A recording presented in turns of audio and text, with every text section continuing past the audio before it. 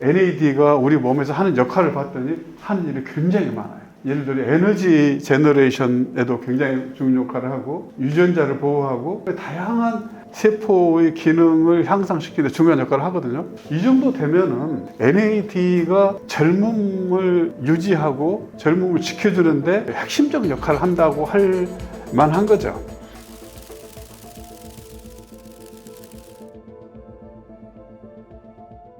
충북대학교 의과대 배석철 교수입니다. 오늘은 회춘은 가능할까? 라는 제목으로 간단히 말씀드리겠습니다. 최근 들어서 인간의 수명이 과거에 비해서 획기적으로 증가하고 있습니다.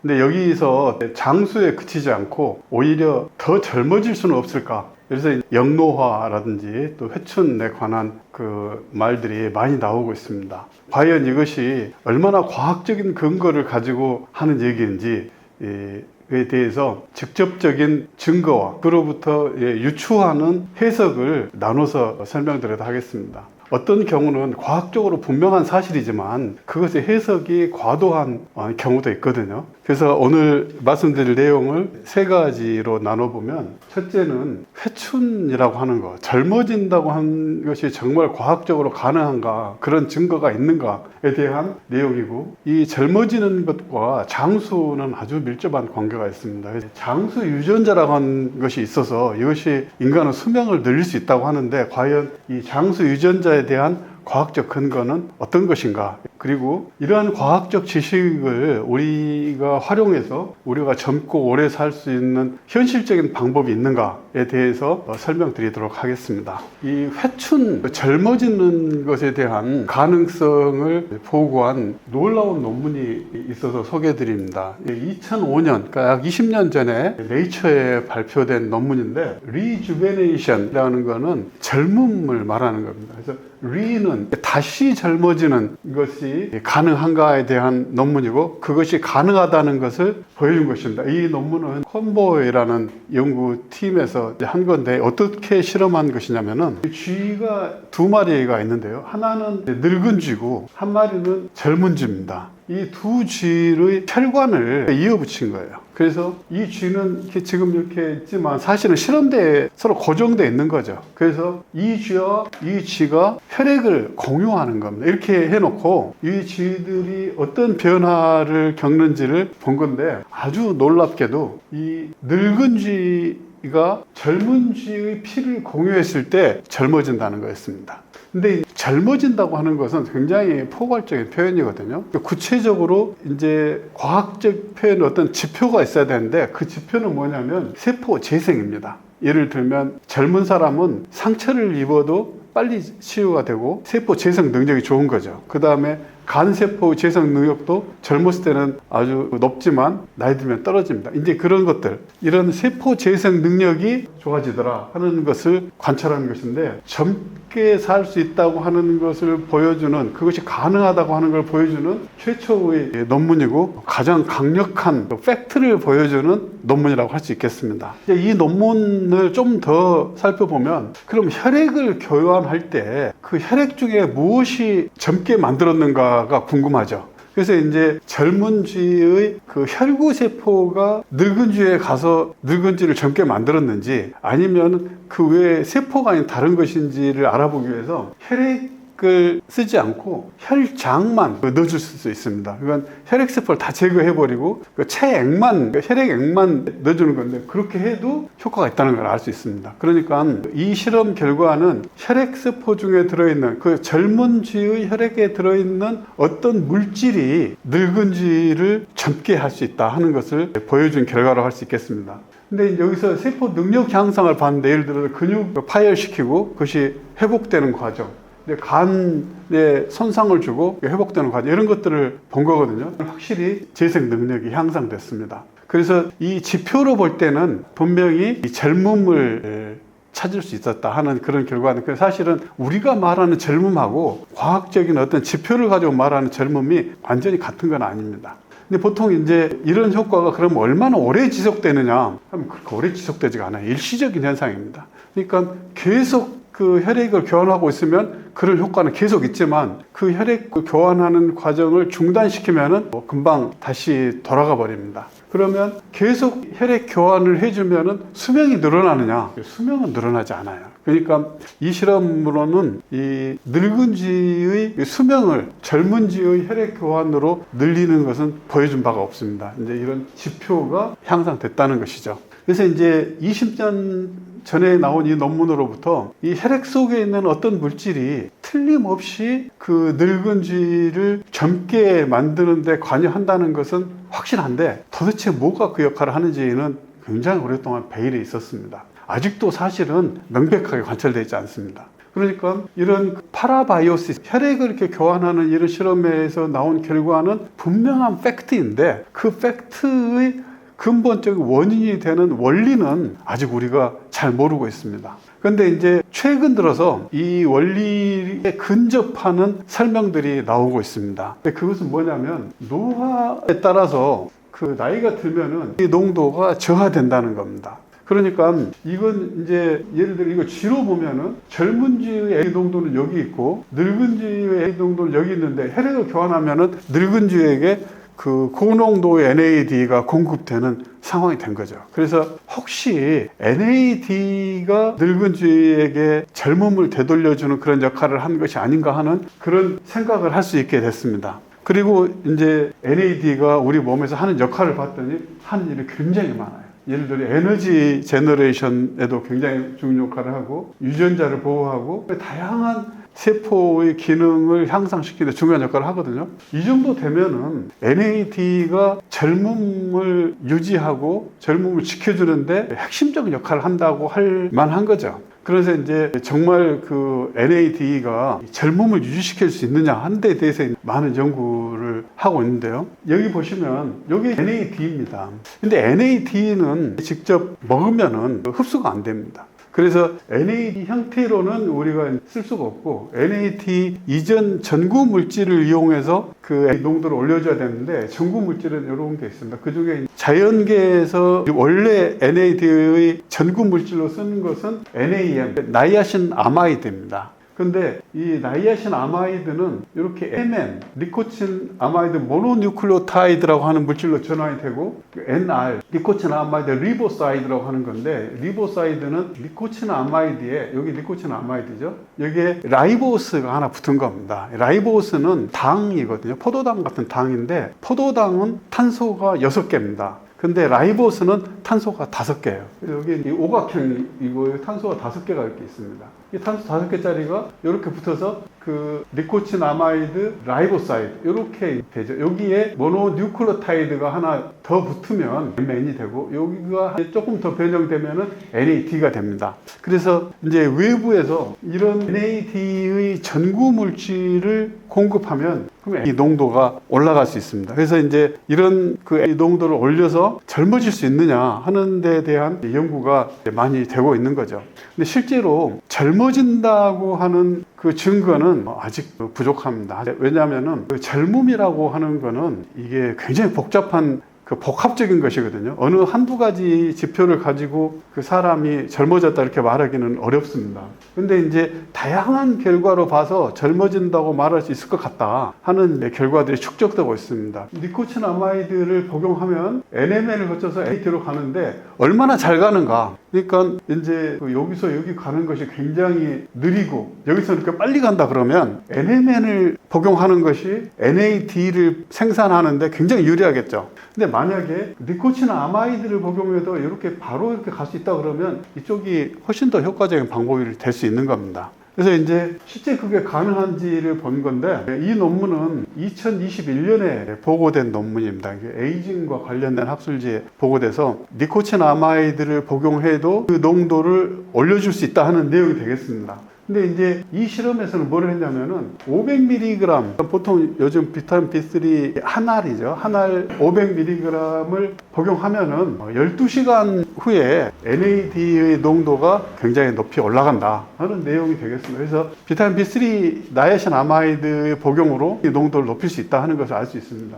그러면은 좀 더 적게 복용하면 어떠냐. 그래서 이제 이 논문에서 뭐를 했냐면은 더 적은 양도 했습니다. 그랬더니 100mg을 복용했더니 여기서 말한 것처럼 significant increase 이 정도의 증가는 관찰을 못했다고 논문에 적혀 있습니다. 그러니까 비타민 B3의 복용을 통해서 NAD 농도를 증가시키려면 500mg 이상 하루에 복용하는 것이 필요하다 하는 걸 알 수 있습니다. 그러면 이런 그 비타민 B 복용을 통해서 NAD를 올리는 것이 정말 그 젊어지는 것과 비슷한 효과를 낼 수 있느냐 하는 문제인데요. 앞서 보신 데서 여기 보시면 이 농도가 나이가 들면서 이렇게 감소하거든요. 그런데 산모들이 유산을 하거나 또는 출산했을 때 그 태아 신생아가 선천성 기형이 되는 확률이 나이가 들면은 증가합니다. 그래서 보통 노산이 좀 안 좋다고 하죠. 보통 이 노산이라고 하면은 그 35세 이후 정도 되는데 35세 이후가 되면은 NAD 농도가 원래 젊었을 때의 절반 이하로 떨어집니다. 그래서 이제 과연 이런 상황, 노산에 생기는 이런 문제를 비타민 B 복용으로 산모를 젊게 할 수 있는가 하는 연구가 진행됐는데요. 이거는 이제 CNDD라고 하는 건 뭐냐면은 Congenital NAD Disorder라고 하는 겁니다. 그러니까 산모가 나이가 들어서 그 농도가 떨어지기 때문에 발생하는 기형입니다. 그 기형은 심장기형, 척추기형, 신장기형, 사직기 이런 것들이 있습니다. 이런 기형의 주요 원인이 산모의 나이가 증가함에 따라서 NAD 농도가 감소 생기는 신생아의 기형이라고 하는 것을 바로 알 수 있습니다. 이제 이런 기형은 CND 예방 효과를 NAD 농도를 올려줘서 해결할 수 있다고 하는 논문이 보고되어 있습니다. 그래서 생화학적으로는 산모의 나이가 많아서 생기는 이런 문제는 비타민 B3나 NMN의 복용으로 대부분 해소시킬 수 있다. 그런 것이 거의 확실하다 하는 것을 최근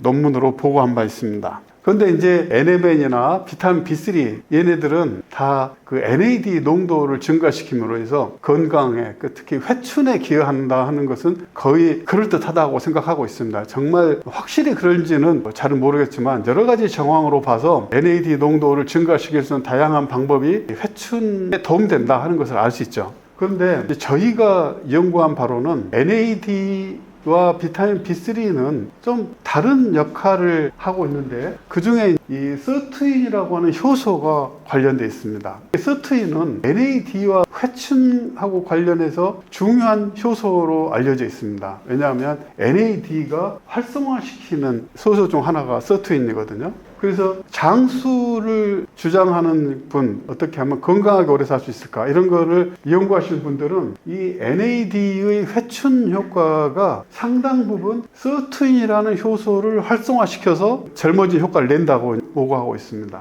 근데 이제 저희가 암을 억제할 때는 이 니코틴아마이드는 서투인을 억제함으로 해서 암 억제 유전자를 활성화시켜서 암을 억제할 수 있다고 얘기하거든요. 그러니까 이 두 개의 물질은 서투인에 대해서 서로 반대 역할을 하는 겁니다. 그러면 암을 예방하고 암으로부터 멀어지려고 하면은 서투인을 억제해야 되는데 그러면 항노화하고는 이거 손해봐야 되지 않느냐 이런 충돌이 있습니다. 그래서 이 서투인이 항노화하고 얼마나 밀접한 관계가 있는 효소인가를 알아볼 필요가 있습니다. 이 서투인이 장수 유전자인 것이 확실한가 하는 질문에 대하면은 확실합니다. 그 서투인이라는 유전자를 활성화시키면 확실히 장수해요. 근데 그 결과를 어떻게 얻었는지 그게 굉장히 중요하죠. 이거는 이제 2005년에 네이처에 발표된 국내 연구팀의 논문이고 이거를 당시 언론이 보도한 것을 보여드린 것입니다. 여기 이제 수명을 10배 연장하는 노화 조절 물질을 발견했다. 이렇게 기사가 났습니다. 수명을 10배 연장했다 그러면은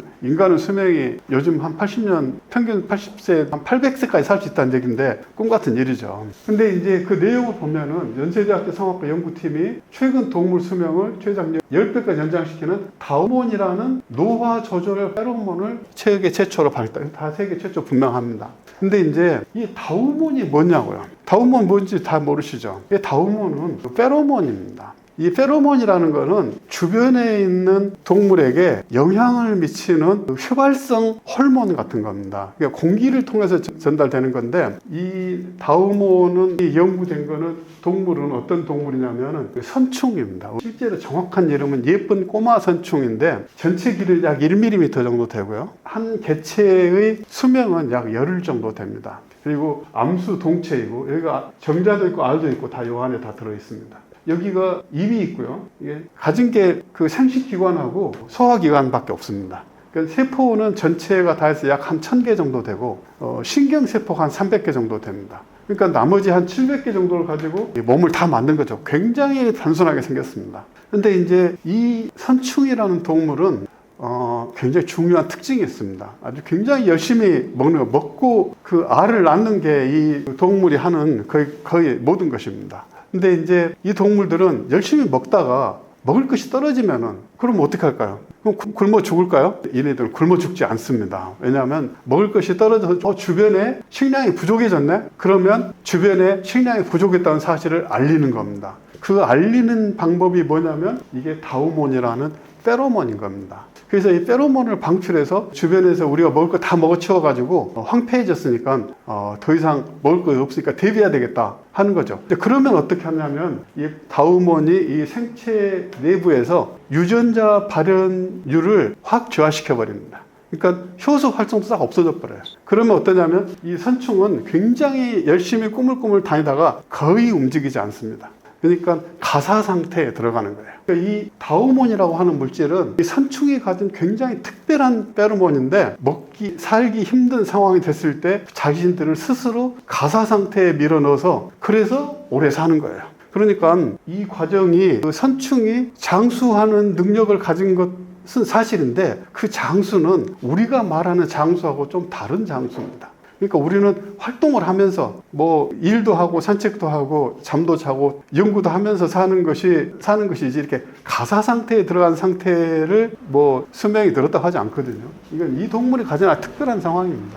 근데 이제 가사 상태에 들어갈 때는 그 유전자를 응축시키게 됩니다. 왜냐하면 유전자를 풀어내서 해석할 때 에너지가 많이 들어가거든요. 그러니까 이 에너지를 없이 쓰는 걸 차단하기 위해서 유전자 자체를 응축시키게 됩니다. 이게 이제 그 유전자인데, 그 선충도 상당한 고등동물에 들어갑니다. 여기에 유전자가 이제 까만색 줄로 표시되어 있는데 동그란 게 있죠. 이건 이제 히스톤이라고 하는데, 이게 유전자를 감는 실패와 같은 겁니다. 그래서 히스톤 하나당 이 유전자가 약 한 2바퀴씩 감겨 있는 거죠. 이렇게 감겨 있는데, 이게 이렇게 뭉쳐 있으면 이게 불활성 구조가 됩니다. 그리고 이렇게 풀려 있으면 구조가 되는데, 이 유전자의 내부 정보를 읽어내서 거기서 필요한 정보를 활용하려면은 이렇게 꼭 풀어 헤쳐져야만 됩니다. 이렇게 이걸 뭉쳐져 있는 구조에서는 유전자의 정보를 읽어낼 수가 없습니다. 그래서 여기하고 이렇게 되는 거죠. 그러면 어떤 유전자가 불활성 구조고 어떤 유전자가 활성 구조냐면은, 유전자를 쓸 때는 이렇게 열어서 씁니다.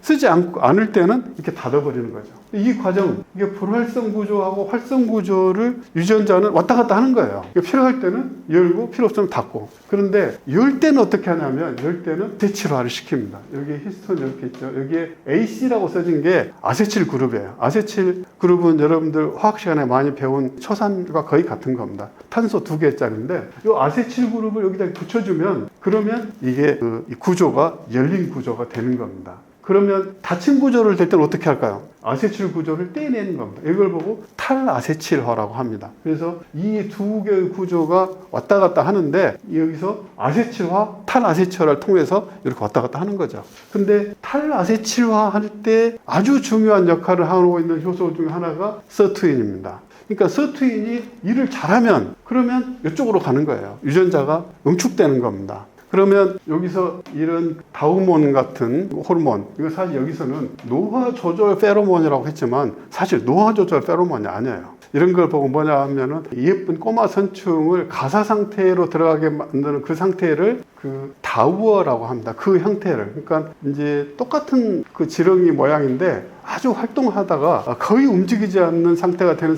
거를 보고 다우어 형성이라고 하거든요. 다우어를 형성하도록 만드는 페로몬인데, 이러면 선충은 뭐 액티비티를 낼 게 없잖아요. 그러니까 이제 유전자도 단축시켜서 아주 에너지 소비를 극소화시키고 환경이 좋아질 때까지 살아남아서 기다리는 상태가 되는 거죠.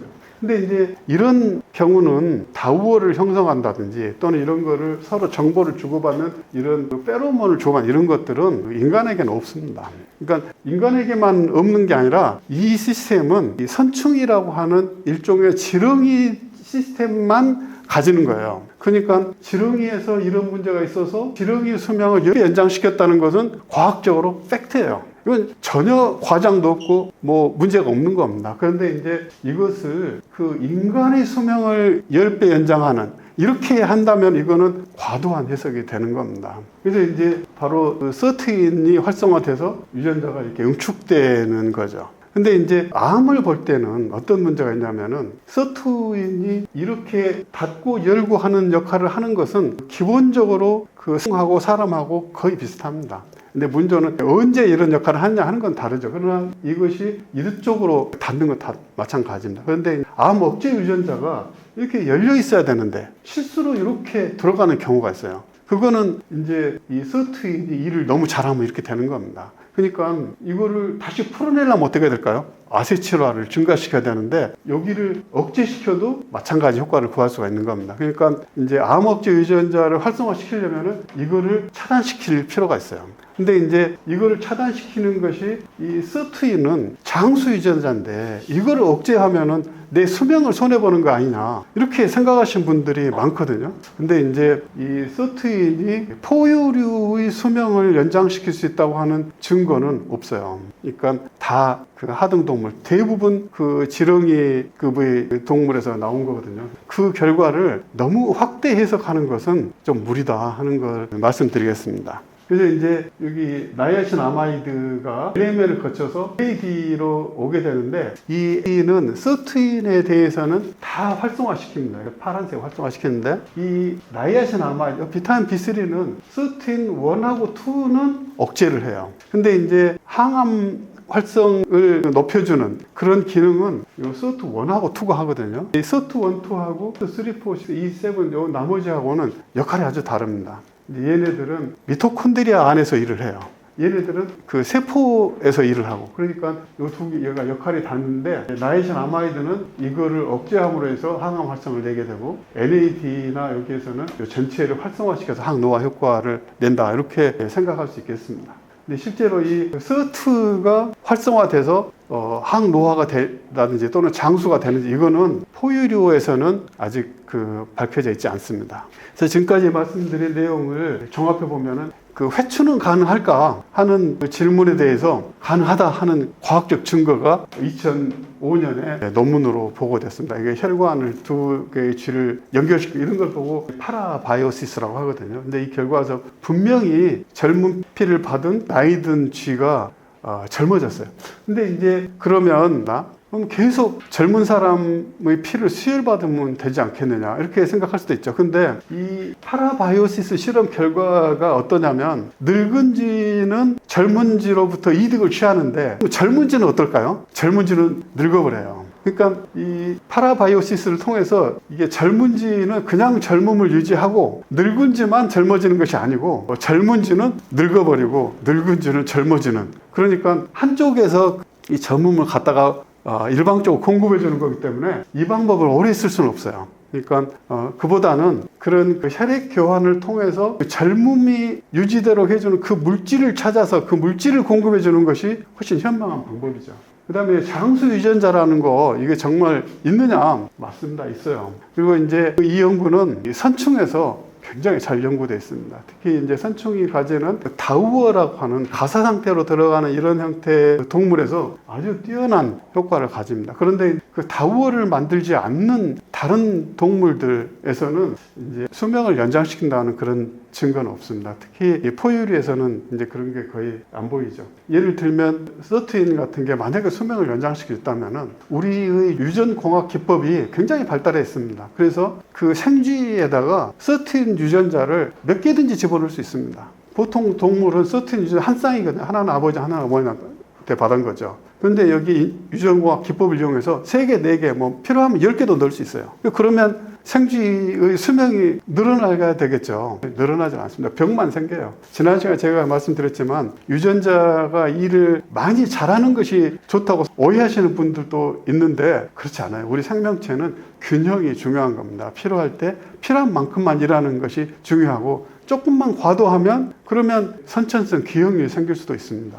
그래서 장수 유전자는 분명히 존재한다. 근데 그 장수 유전자는 인간의 장수를 유지하는 것이 아니다 하는 것을 말씀드리고 싶고요. 장수를 위한 현실적인 방법, 아까 보여드린 바와 같이 다양한 전구 물질을 통해서 이 농도를 올려줄 수 있습니다. 그러니까 그 NMN이나 R이나 또는 비타민 B3를 통해서 생체의 농도를 올려줄 수 있는데 NAD를 올려주는 그 점에서는 다양한 물질들이 다 같아요. 근데 이제 비타민 B3는 한 가지 추가적 효과가 있습니다. 그 뭐냐면 서투일을 억제해서 암을 예방하고 또 치료 보조적인 도움을 얻을 수 있다 하는 게 있습니다.